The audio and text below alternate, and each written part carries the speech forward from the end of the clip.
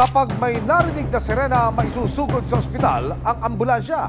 Pero paano kung ang rumaragasang ambulansya mismo ang nakabiktima? Nako! Nadisgrasya na! Alas 6 ng gabi noong November 9, nahagip ng closed-circuit television o CCTV ang isang ambulansya na nag-counterflow sa isang kalsada sa Las Piñas City. Pero paglagpas nito sa pedestrian lane, isang lalaki ang nahagip at bigla na lang tumilapon sa kalsada. Sa may pedestrian lane naman talaga siya tumawid, yung tamang tawiran. Tapos nakita ko na lang, may nagre-revive. May kotse kasi doon eh. Kala ko nga, iyon yung nakasagasa. Ang biktima, kinilalang si Marvin Marquez, 34 na taong gulang. Pauwi na po siya, dala-dala po niya yung bigas. Tumawid po ulit siya dito, biro mo po yun. Pwede kang tumawid na dito, sir, kung talagang gusto mo nang tumawid eh.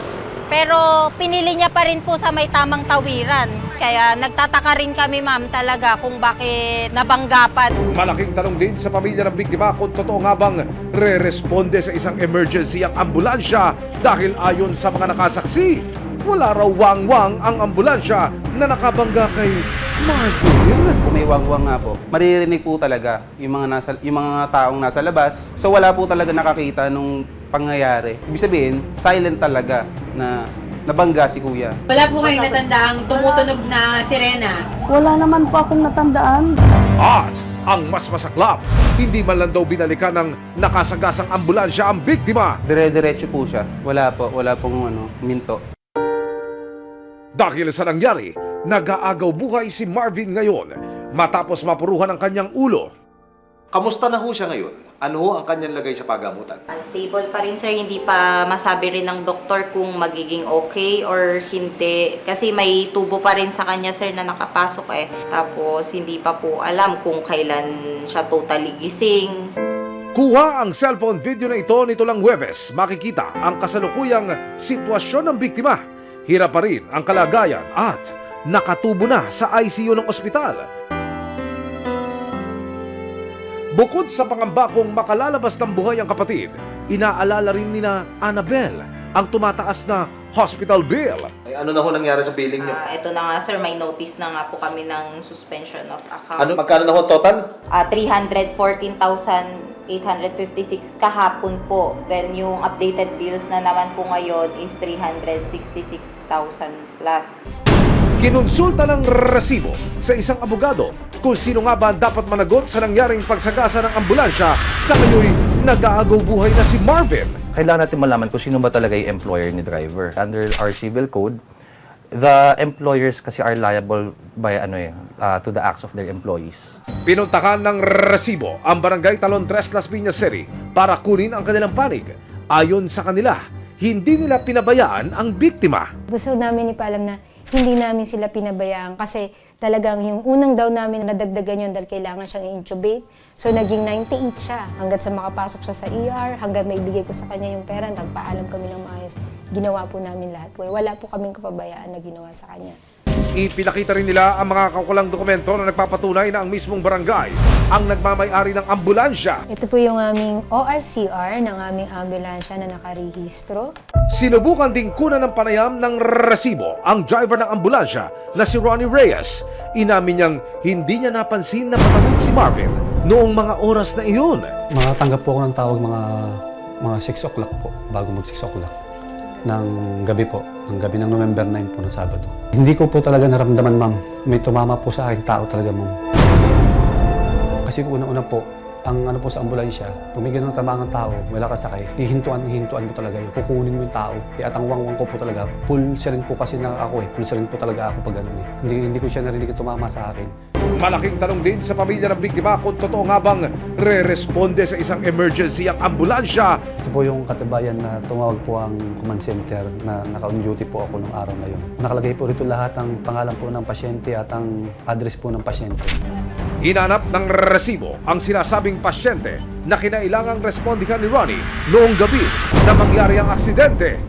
Iko-confirm lang po namin kung talagang may nirespondihan po yung barangay Talon 3 noong November 9. Yes po, meron po. Yung mother ko po. Unconscious po siya, not responding, tapos mahina na po yung heartbeat niya. Tapos Hindi siya sumasagot, ungol lang po yung sinasagot. Ito na po si nanay. Malaking tulong po kasi kung hindi po naagapan, baka wala na po mother ko.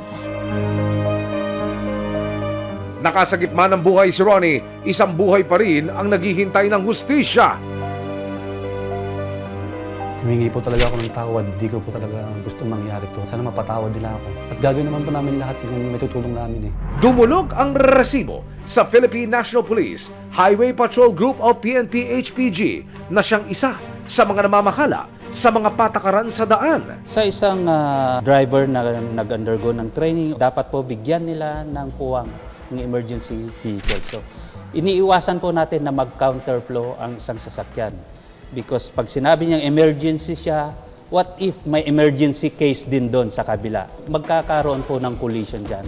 Yung emergency po natin, nadagdagan pa ng panibagong emergency. So regardless kung may emergency, kailangan po sumunod po tayo sa batas traffic.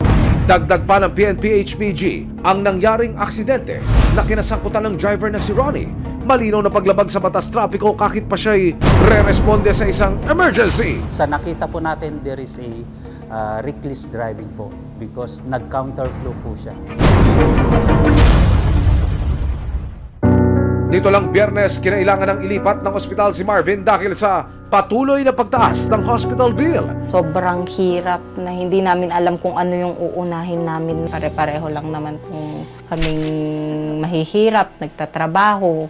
Kaya yun lang din yung kailangan namin, ma'am, sa kanila. Pinansyal, tumulong sila, ma'am. Pero ayon sa barangay, hindi na nila kayang maglabas pa ng anumang tulong pinansyal para sa biktima. Nandito kami tutulong sa abot ng aming makakaya at kung ano yung may tutulong namin. Pero hindi namin kayang i-shoulder yung dapat i-shoulder. Pero nandito kami para tumulong. Kung lalapit tayo sa batasan, sa Malacanang, sa mga senator, sa PCSO, nandito kami hanggang tutulong kami kahit ultimo yung sasakyan para ihahatid sila para hindi po kayo kailangan mag-commute.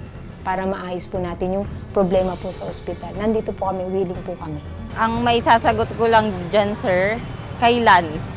Kailan kaya yung pag-action nila na yon na hihingi sila din ng tulong sa mga ibang gobyerno? Kasi almost 1 week na rin po si kuya ko dun sa hospital na yun eh. Kaya kailan po kaya? Nito lang Huwebes, formal lang nagsampa ng reklamong reckless imprudence resulting to physical injury si Annabel sa Las Piñas City Police Station.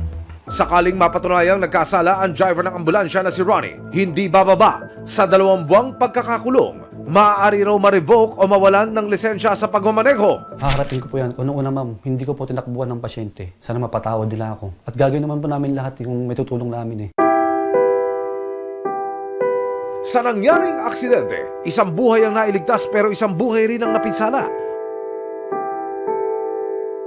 At sa mata ng batas, lalong-lalo na't narasibuhan ang nangyaring aksidente, kailangang pagbayarin ang sino mang nagkasala lalo pat buhay ng biktima ang lalagay sa alanganin